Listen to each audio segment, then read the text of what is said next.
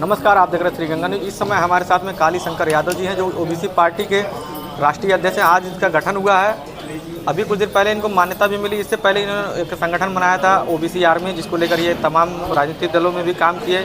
इसको लेकर OBC army को लेकर हमेशा जो ओबीसी की समस्याएं होती थी उसको लेकर हमेशा गतिविधियों को लेकर कार्यक्रम करते रहते थे, उनकी समस्याओं को उठाते थे। लेकिन अब पार्टी का गठन हो गया है। ऐसे में लोकसभा चुनाव नज़दीक है। इसमें देखते हैं, बात करते हैं कि क्या इसमें लोकसभा चुनाव लड़ेंगे या आगे किस तरह की तैयारियां हैं और ओबीसी पार्टी को किस तरह से विस्तार देंगे, लोगों को किस तरह से जोड़ेंगे। पहले तो आपको श्री गंगा न्यूज में बहुत बहुत धन्यवाद आपको। किस तरह से ओबीसी पार्टी कार्य करेगी? लोकसभा चुनाव भी चल रहा है इस समय। देखिए, ओबीसी पार्टी का ऑलरेडी घोषणा है कि हम जो काम करने जा रहे हैं वो ओबीसी हितों के लिए काम करने जा रहे हैं। ये देश की पहली पार्टी है जो ओबीसी के लिए संकल्पित और समर्पित है, और इसे हम कह सकते हैं कि देश के पिछड़ों की पहली पार्टी है जिसमें हम अनुसूचित समाज, अनुसूचित जनजाति और माइनॉरिटी के लोगों को साथ लेकर चलते हुए 2027 में हम उत्तर प्रदेश की सरकार बनाने जा रहे हैं। और इस पार्टी को जो बनाने का क्यों ज़रूरत पड़ा, ज़रूरत इसलिए पड़ा कि हमें जो पिछली जो सरकारों में शामिल रही, जो ओबीसी समाज के नाम पर वोट लूटते थे, ओबीसी को धोखा और बरगलाने का काम करते थे, कहीं न कहीं उन लोगों ने धोखा देने का काम किया।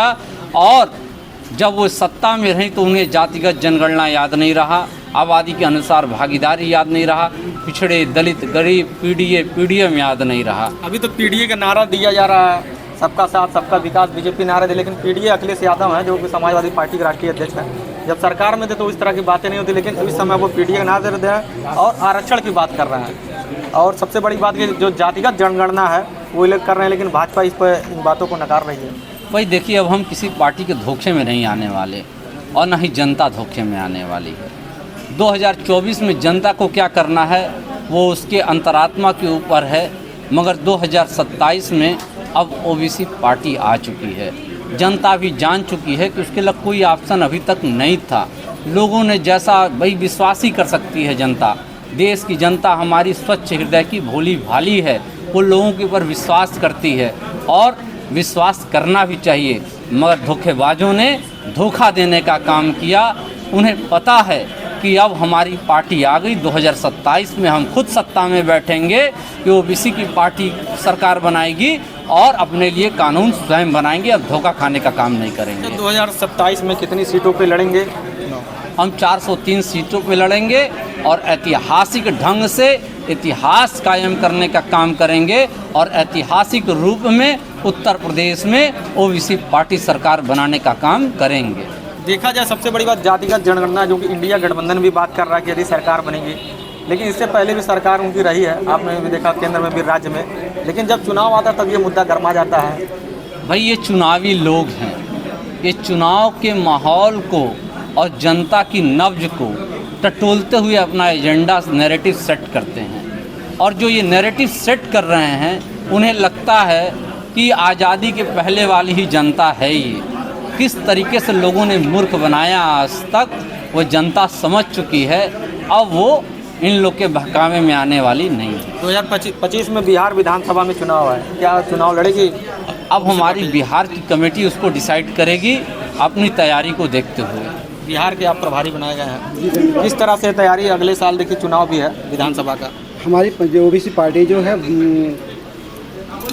ओबीसी पार्टी हमारी जो है भरपूर कोशिश करेगी और बिहार में जो है हमारी पार्टी की सरकार बनेगी भी। इसकी योजनाएं हम लोगों ने पहले से ही बना रखी है और इसके लिए हमने योजनाएं बना भी रखी है कि हम अपने ओबीसी लोगों को कैसे समझावें। बाकी लोगों ने, बाकी पार्टियों ने हमारे ओबीसी के साथ धोखा किया है, उनके अधिकारों का हनन किया, उनके अधिकारों को लूटा है। वे तो चरितार्थ कर रहे हैं कि तुम तो बड़े धोखेबाज हो, वादा करके मुकर जाते हो। वही कहानी हमारे बिहार में हुआ है कि वादा तो बहुत किए लेकिन मुकर गए, कभी वादा को निभाया नहीं। इसलिए हमारे ओबीसी समाज के लोगों ने ये जान रखा है कि लोग हमारे सिर्फ वादा करते हैं, धोखा देते हैं, हमारे साथ कोई काम नहीं करते, हमारे विकास काम नहीं करते। इसलिए वो लोग ओबीसी के साथ आ रहे हैं और आएंगे। तेजस्वी यादव डिप्टी सीएम रहते हुए उन्होंने जातिगत जनगणना करवाई, इसको आप लोगों के एजेंडे में भी है, तो क्या लग रहा है कितना लाभ लोगों को मिल रहा है वहाँ पे? अभी तो कोई लाभ नहीं मिल रहा है।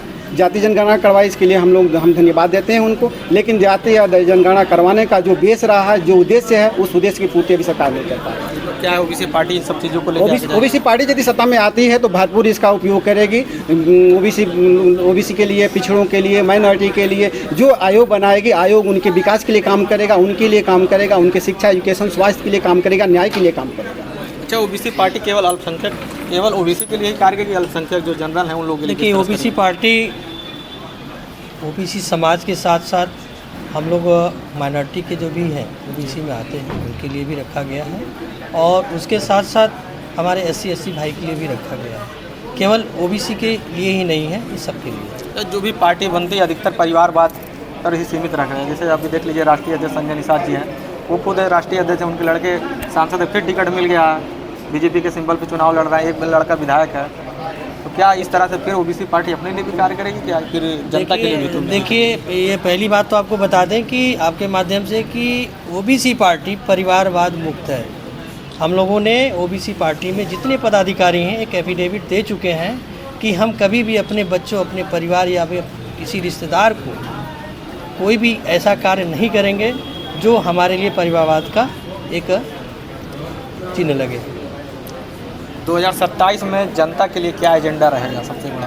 2027 में हमें ओबीसी की सरकार बनानी है, क्योंकि हमारी बहुमत सबसे अधिक है, और हम अपने बहुमत के हिसाब से अपनी सरकार बनाएंगे, और अपना सरकार बना करके अपने लोगों की जो भी संवैधानिक हमें पावर दी गई है उसको हम भरपूर देंगे।